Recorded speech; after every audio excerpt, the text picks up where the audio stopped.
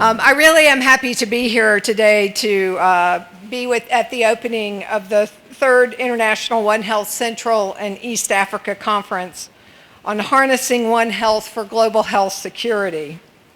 Congratulations to all of the organizers for considering sharing regional best practices in disease surveillance, response, and control efforts.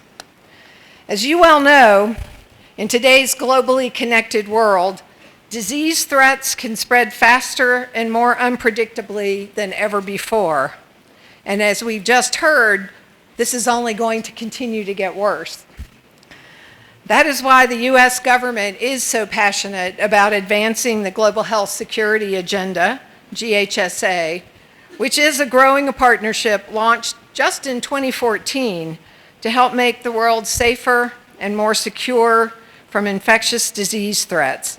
And we've been pleased to be in partnership with the government of Uganda as well as many other countries around the world in advancing this agenda.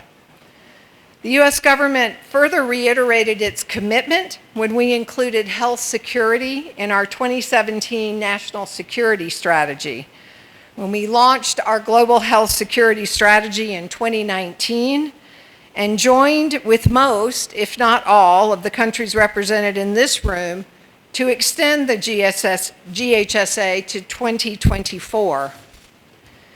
In the over 60 countries that have embraced the GHSA agenda, including Uganda and the countries represented here, the U.S. government supports them to improve their ability to prevent, detect, and respond to infectious disease outbreaks before they become epidemics that could affect global populations.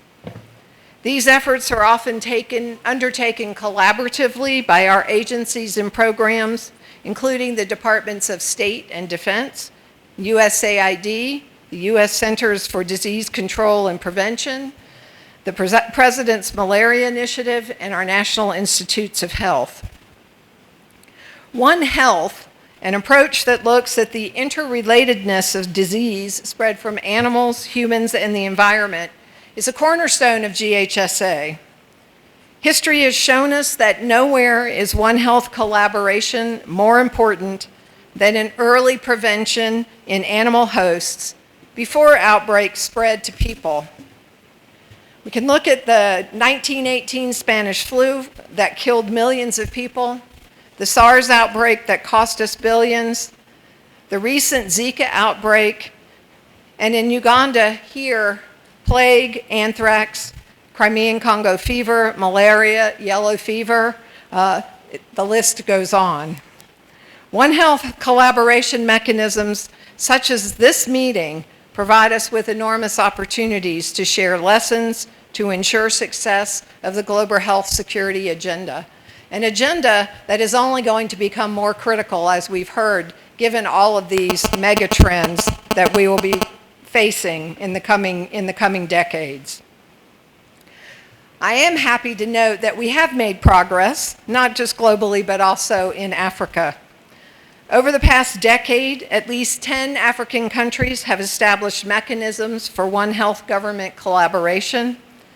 But to be fully effective, these collaborations require not only the willing and active participation of all relevant sectors and ministries, but for them to be resourced, skilled, and capable of working to their full potential.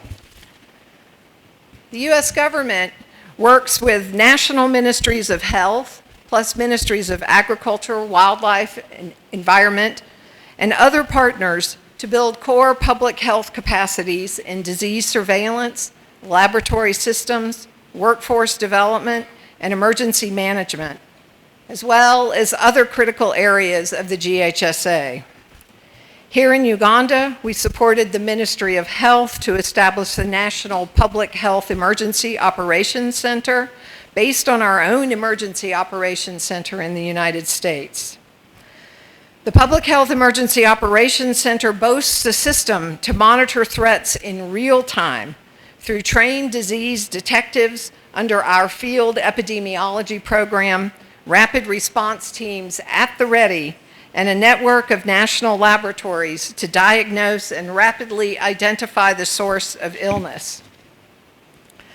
For instance, the U.S. government has supported the refurbishing of the Uganda Virus Research Institute Arua laboratory with a focus on combating plague outbreaks caused by the bacteria transmitted by rats and fleas, which were endemic in the West Nile region.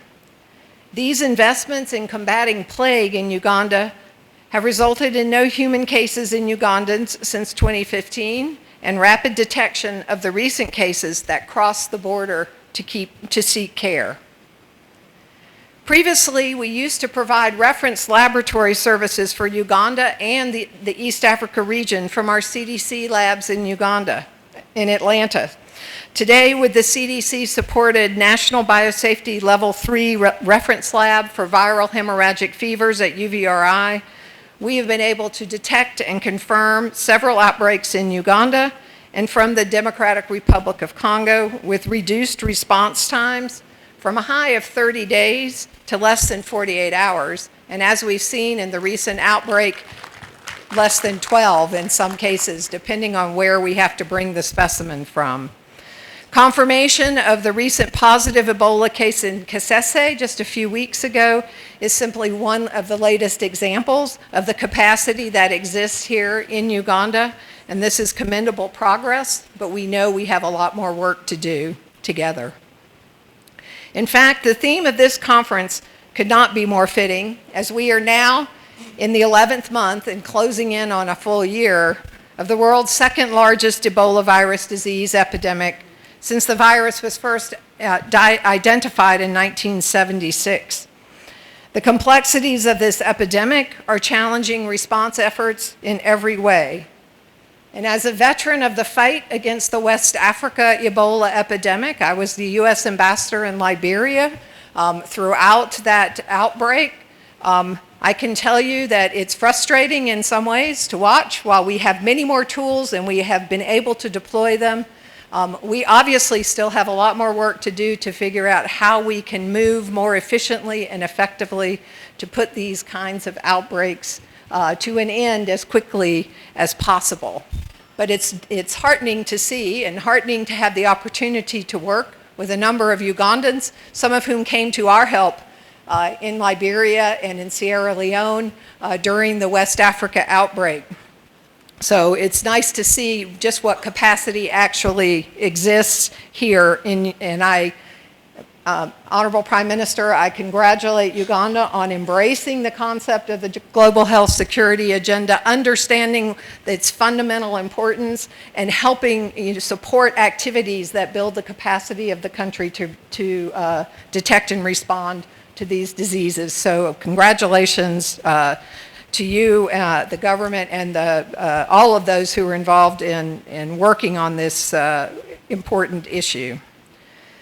Additionally, management and use of antibiotics and other antimicrobials are increasingly of global concern and a critical objective of the GHSA. I'm happy to note that antimicrobial resistance is the theme for many of the sessions at this conference. There are many daunting challenges as we look ahead and as we move forward within the context of the GHSA. But I hope that we will all embrace the One Health approach. It is one of our most promising tools in this effort.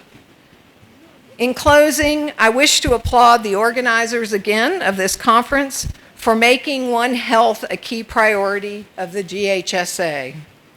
U.S. government reiterates our continued commitment to support Uganda and other governments represented here in our global efforts to fight disease outbreaks. And it is my sincere hope that over the next few days you will find very productive sessions, you will learn from one another, and you will help us find solutions to move all of these pressing issues forward. Your discussions here this week certainly have the potential to influence global outcomes. We've seen it before. What you do, what you come up with can be taken to the broader global stage. So we wish you very productive deliberations. I've looked through very quickly some of the topics for discussion. And even though you may not believe it, as just a lowly ambassador, I'm actually a bit of a nerd about some of this stuff, so I wish I had time to sit and listen and participate with all of you in some of these sessions. But I wish you all a very productive meeting, and thank you again for the opportunity to be here today.